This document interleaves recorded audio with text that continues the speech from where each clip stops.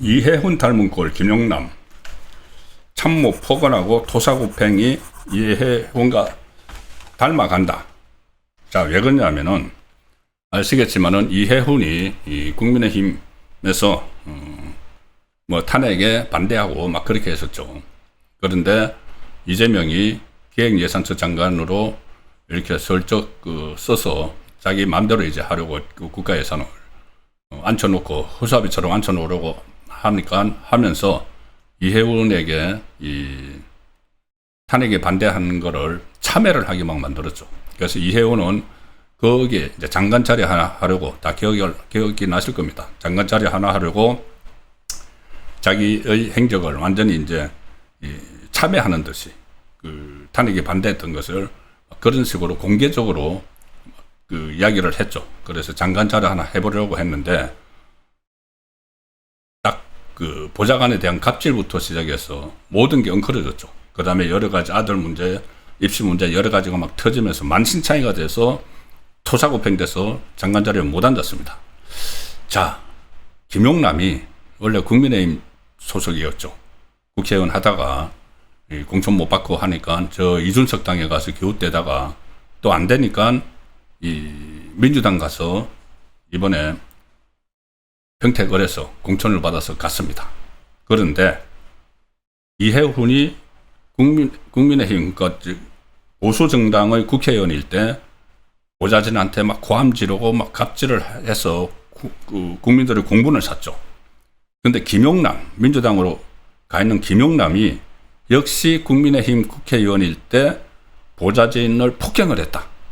그 내용이 좌파 매체에서 단독으로 보도를 했습니다.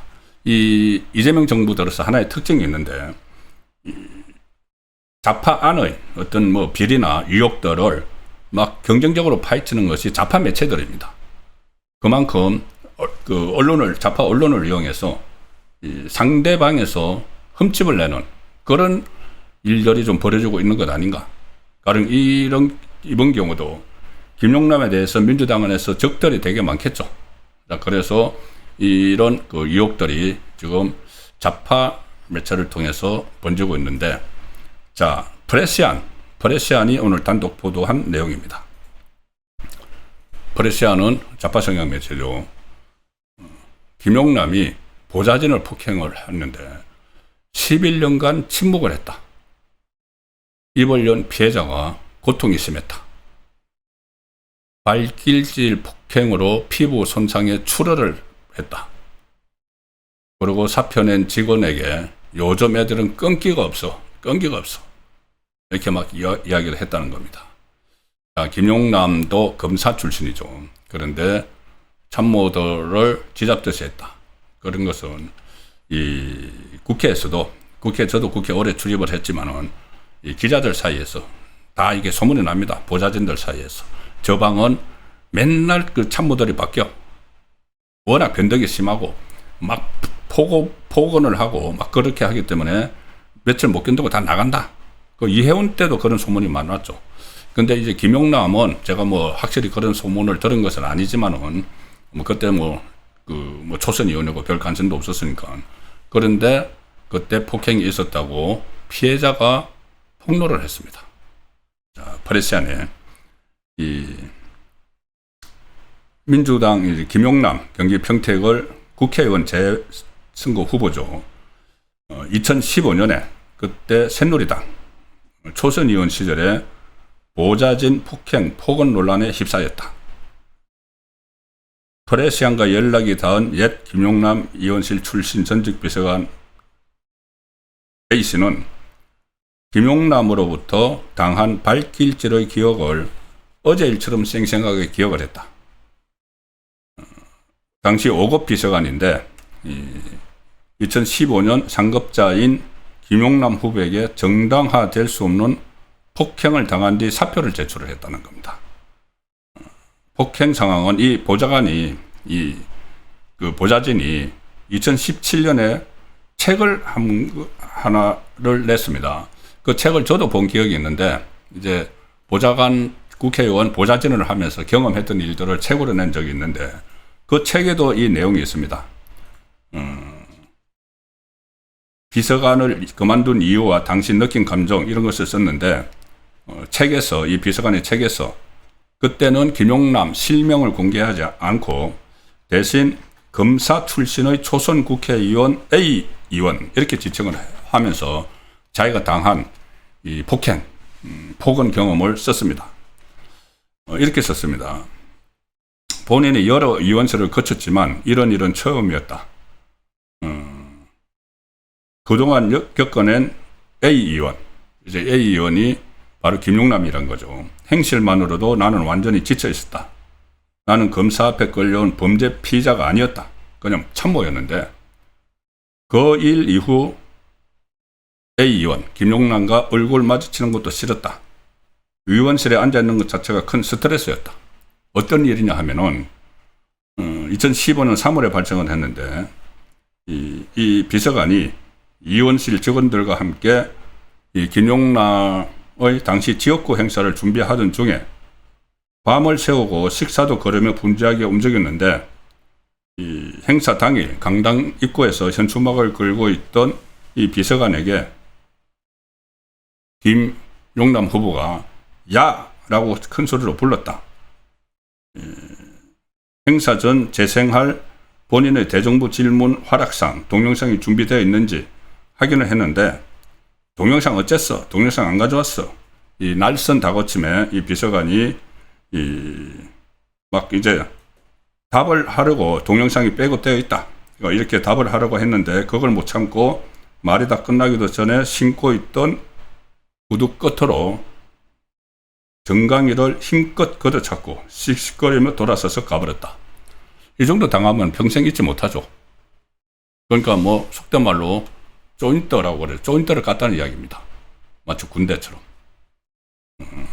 검사 시절에 본인이 뭐 그렇게 과거에 뭐 피의자들 폭행도 하고 있죠. 물론 김용남 의원이 했다는 것이 아니고 그런 식의 이 폭행이 있었다는 겁니다. 지금 김용남은 여기에 대해서 폭행을 한 기억은 없고 어떻게 뭐 폭언 정도를 했다 뭐 이런 식으로 좀 해명을 하고 있는 모양인데 당시 현장에서 김용남의 폭행을 본 직원도 여럿 있었다. 그리고 그 비서관은 사람들 앞에서 복도나 상임위 회의실에서 모안 주는 일도 좀 있었다. 제가 여러 의원을 모셨지만 그런 폭행은 처음이었다. 자, 이렇게 이야기했는데 본인이 11년 만에 신경을 털어놓은 이유는 반성하지 않는 김용남 후보의 태도 때문이다. 이렇게 폭로를 했습니다. 그 후에 김용남 후보가 이제 선거에서 떨어지고 국민의힘에서 떨어지고 여기 이준석 당 갔다가 또 민주당 가는 그 언저리에 종편의 시사 프로그램에 많이 출연을 했죠. 그러면은 본인에게 이 쫀더를 막 깠던 그 사람이 TV에 나와서 마치 어떤 정의의 사도처럼 막 이야기하는 것을 보고 상당히 자괴감을 느꼈을 것이다는 생각도 듭니다. 예, 이 상황에서 제가 왜 토사구팽이라는 표현을 쓰냐 하면 이제 이혜훈처럼 보좌관 갑질이 이제 논란이 돼서 굉장히 위험해졌는데 왜 토사구팽이라는 표현을 썼느냐 하면은 자, 저 옆에 정청래가 김용남의 손을 들어주고 있죠. 그리고 정청래가 후원회장도 맡았습니다. 그런데 저게 과연 김용남을 당선시키기 위해서인가? 물론 김용남이 지지율이 압도적으로 앞서면은 뭐 그렇게 할 수도 있겠지만은 지금 조국하고 비슷비슷하죠. 그런데 정청래는 조국하고 합당을 추진했던 인물이죠, 그때. 그런데 이재명 쪽에, 친명 쪽이 반대해서 합당을 못했죠. 선거 후에 다시 하기로 했습니다. 그러면은 정청래는 조국하고 어쨌든 여기서 이 후보를 김용남을 드랍시키지 않고 끝까지 가면은 이 유이동에게 갈 수도 있고 뭐 그런 상황이죠, 국민의힘에게. 그래서 조국과 다시 뭔가를 모색을 하려면은 이제 나중에 당권을 다시 잡는데도 합당이 필요하고 하면은 김용남을 결합시킬 수가 있다. 정청래는 충분히 그렇게 할 인물입니다. 그래서 토사구팽을 당할 수가 있다는 거죠. 국민의힘에서 넘어가 놓고는. 이해운처럼.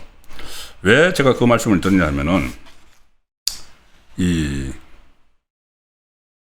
정청래가 김어준 프로에 지금 방송에 나가서 여기저기 오늘 방송에 나와서 여기저기 판세를 이야기하다가 바로 저 평택을 선거에 대해서 뭐라고 했냐면은, 일각에서는 어떤 분들이 문자도 보내서 왜 거기를 공천했느냐는 분도 있다.